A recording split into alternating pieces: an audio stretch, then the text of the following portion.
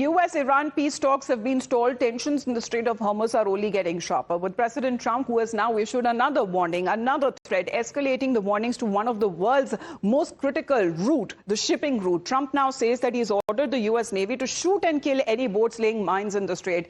And this is yet another direct threat to Iran. Even as there is suspense over the possible second round of negotiations, let's put out exactly what President Trump has now said in his latest warning. Now, as far as the Strait of Hormuz is concerned, he says that he has given the directions to the US military to shoot any boat that seems to be laying the mines, saying that there will be no hesitation when it comes to opening the fire. And already over 150 Iranian ships have been sunk, and he says that they are now lying at the bottom of the sea, and saying that our minesweepers are clearing the strait, and 3 times the operation that has now been ordered to be faster when it comes to these operations of clearing the mines, which he believes are being laid by the IRGC, which is on the Iranian side. However, clear instructions that has now been given by him when it comes to the removal of the mines is concerned, and stricter monitoring of the Strait of Hormuz, because the tensions continue, with fresh reports also pointing out to a renewed escalation by Iran. According to US intel reports, Iran's IRGC, which is the Islamic Revolutionary Guard Corps, has continued when it comes to its deployment of the naval mines in the strategic waterway. Now, these developments come amid already volatile standoff, with the US closely monitoring what it calls as a fresh mine-laying activity in the region. Reports indicate that multiple mines may have been laid in the recent days, raising serious concerns and questions over the maritime security and global oil supply routes. Let's connect with Srinjoy on this. Srinjoy, good morning. Did the IRGC in the first place, even did it need to actually lay the mines in the area? I mean, it already seems to have known what its strengths are, and it seems to be benefiting out of that most. That is the blockading of the Strait of Hormuz. Well, there were quite a few mines there in any case. Now, if the Revolutionary Guard people are laying mines, then it's actually it's fine by Iran. But the problem is that, first of all, it's such a narrow strait that you don't really have to lay the mines, to answer your question.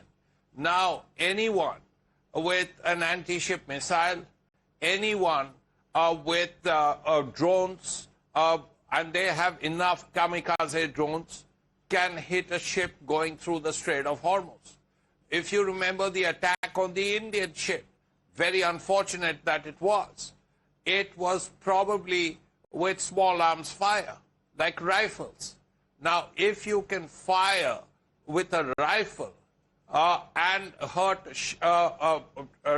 trouble a ship, then very clearly, do you need to lay mines? That's really a first question. Secondly, once you hit one ship with a kamikaze drone, then what happens with the ship owners? What happens with captains of the ships? Do they want to protect their crew? Do they want to protect their ship and also their cargo? They do. And if that is so, yes, then will they take a risk of going through the Strait of Hormuz? Yes. Definitely not. It's common sense. So if that is so, would you actually need to lay more mines, other than make a very provocative statement to the Americans? But again, is it a unilateral decision coming in from the IRGC? Because the political leadership seems to be hinting at another side, saying that the Strait of Hormuz has been opened and they are wanting the US to remove the naval blockade.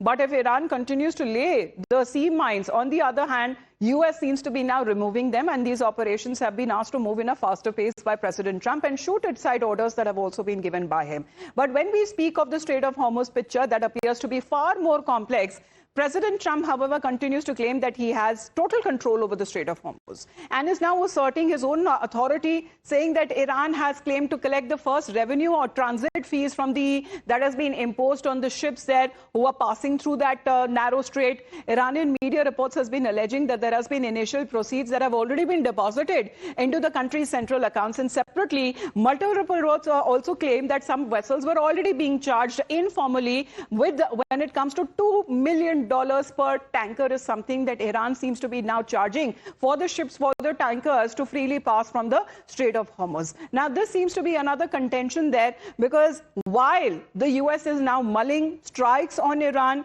and the Hormuz defenses, let's get you this breaking update of what we are learning is that the US is now drawing a military contingency plan, because this is now on the other side of the options that the US has with itself as the strikes are possible if the ceasefire collapses. Well, will that happen? Because already when it comes to the military ceasefire, that has now been announced. There is still no deadline on part of President Trump, because he says again, I'm in no rush to hold the ceasefire talks with Iran till the time that they submit a unified proposal. But US military seems to be developing plans to target the Strait of Hormuz defenses if the ceasefire fails. And US military officials are now developing new plans to target Iran's capabilities of the Strait of Hormuz in an event that the current ceasefire with Iran falls apart. According to multiple sources, what we are picking up, that the options among several sets of target types under consideration that also include strikes with a particular focus on dynamic targeting of Iran's capabilities around the Strait of Hormuz. Let's connect with Rishabh on this. Rishabh, good morning. What are we looking at? Potential strikes against small, fast boat attacks, mine-laying vessels, other asymmetric assets. This has now been done on part of the US if they say that the ceasefire talks fail. Well, see, one thing is very clear. Both the sides are ready. If the ceasefire negotiations fail, they'll go ahead with their, respective warfare games that they have already put in place. And this is not only being done just to, go ahead with the war. It is also being used as a pressure tactics on the other side, that if you do not come on table and negotiate on certain terms that we think are red lines, then, the war game will continue, and peace in Middle East, or for that matter, West Asia, is something that one cannot assure. So, be it US, be it Iran, both the sides are positioning themselves to ensure that, yes, they are on the side of negotiations, but if the negotiations fail, what they can do is something that is being showcased. Well, that seems to be the very contention there, because military strike option seems to have not been completely ruled out on part of the United States of America as the tensions continue to build in the Strait of Hormuz. However, Iran is of the point of view that if the US blockade continues, then that amounts to as an act of war. Rishabh, thank you very much for that update, because as the tensions spike in the Strait of Hormuz, global markets, however, are also feeling the heat. With oil prices that seems to be surging sharply, and Brent crude, however, has climbed now to $106 per barrel. It was below $100 per barrel mark when the ceasefire was announced. However, this is now coming across as far as a reflection on growing fears of supply disruption in one of the world's most critical energy corridors. So what are we now looking at as far as the price surge are also concerned? Within 1 week, right from the time when the ceasefire was announced, the ceasefire that came to an end, and then thereafter an extension of the ceasefire without any deadline that has been announced by President Trump, there seems to be, when it comes to a very cautious approach, a very high-risk approach that seems to have now been seen, especially when it comes to the Strait of Hormuz. So Sharad is back with us. Sharad, as you were helping us explain, even when it comes to ceasefire that has been announced, the world, however, seems to be on a very cautious approach. Brent crude prices again has crossed the $100 barrel per mark. What does it indicate? Well, I think the situation from an economic perspective, if you ask me, is even worse. I mean, this ceasefire is turning out to be very hostile from an economic point of view. As I said, crude oil prices hovering around $105. This is pushing the world economy to inflation. The demand is falling. There are supply constraints happening. Multilateral trade around the world is badly affected at this point of time, right from food to electronics. Practically every aspect of your life is impacted. And this is not just for India, it's for happening around the world. I mean, there are countries like China, Vietnam, Japan, Korea, which import about 95% of their requirements through Strait of Hormuz. So they are very, very badly affected. Crude prices have gone up. I think I would, with your kind permission, I heard a comment from President Trump about India and China, a nasty comment I don't even want to repeat. But I must say that he's pushing the world into a hellhole at this point of time by blocking Strait of Hormuz.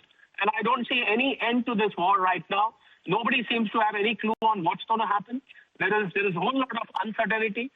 Financial markets are impacted. Commodity markets are impacted. Investors are losing money. Yes. People's household budgets have gone haywire. Yeah. I think it's an absolute chaos if you ask me from an economic perspective. Well, is he pushing the world into another recession? I mean, this seems to be the factor if in the long run this war still continues. Thank you very much, Mr. Kohli. Appreciate your point of view. Because when we take a look as far as when it comes to the oil prices are concerned, and if it crosses, when it comes to $120, $125 per barrel mark, well, then what will happen? Are we pushing, and looking at the world, that is going to be gravely impacted, and that will also send inflation high. So as far as the Strait of Hormuz is now concerned, 17th of April to what about 23rd? So this is where, when we are looking at the ceasefire extension that was announced by President Trump, that time it came in below the $100 barrel per mark, and that was after weeks. Again, when it comes to the uncertainty that still evolves as far as Brent crude prices are concerned, and now, again, within days, what we are looking at, within a week,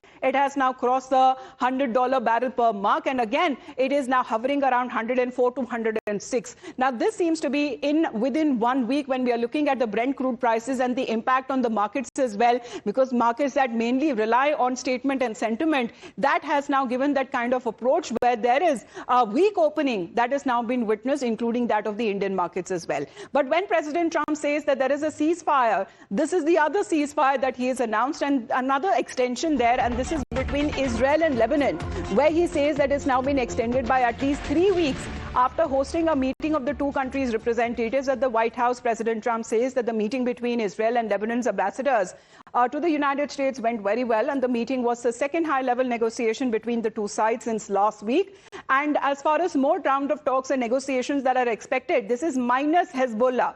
Now, this is where the importance actually lies. That means that Lebanon does not want to have anything to do with Hezbollah, and it wants the Israeli strikes, in particular southern Lebanon, to come to an end. And that is why we are having these direct talks after decades that seems to be taking place between the two sides. The U.S. here seems to be playing the role of a mediator, and President Trump has now lauded as far as this extension of the ceasefire is concerned, because at least for 3 weeks we are looking at the other side, which is Israel and Lebanon, now stopping of these strikes there and more rounds of negotiations, because this is what the U.S. has been saying, that it wants to help Lebanon against Hezbollah.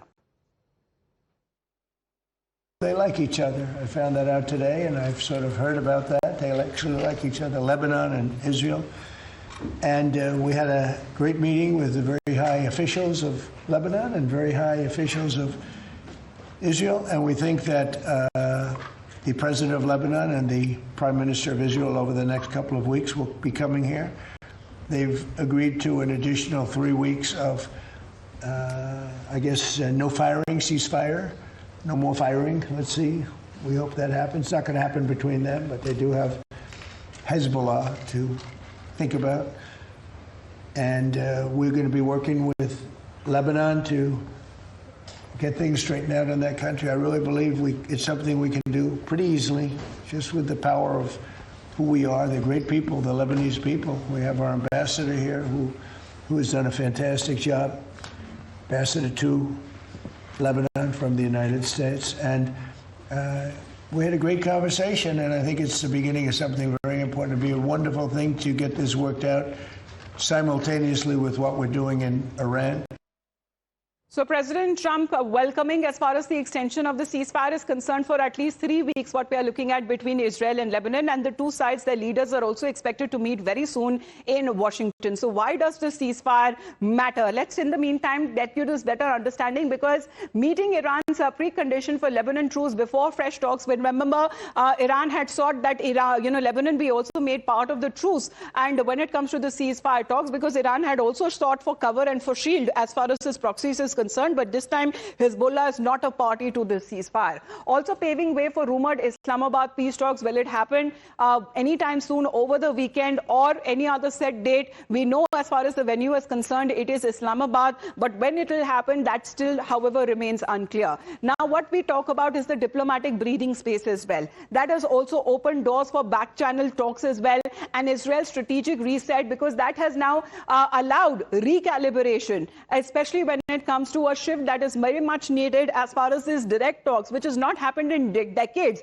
between Israel and Lebanon, which is now openly denouncing Hezbollah. Now, likely when it comes to the markets, that would be stabilizer, and also when it comes to peace has now been given a chance, and truce that hopes that, will ease the pressure on markets and all the oil prices as well. But Hezbollah clearly has now been sidelined, and the compliance test that actually tests with Iran's proxy on the ground as well, because there is a truce window which is now opened. Hezbollah naturally did not want Lebanon to participate in the talks with Israel in Washington. However, Lebanon now seems to be more forthcoming, and as far as their president is concerned, and the Israeli Prime Minister Netanyahu, as President Trump mentioned, that in the coming days they will be traveling to Washington to hold another round of talks, and that seems to be direct talks that seems to be happening in about several decades. Both sides that seems to be now bolstering Lebanon's security, and this is something which President Trump seems to be aiming for, that is fighting the Hezbollah, and this is something that Israel also wants, but it wants that kind of cooperation to come in from Lebanon's side, and it seems that Lebanon is also opting for peace. Let's in the meantime get you this another round of breaking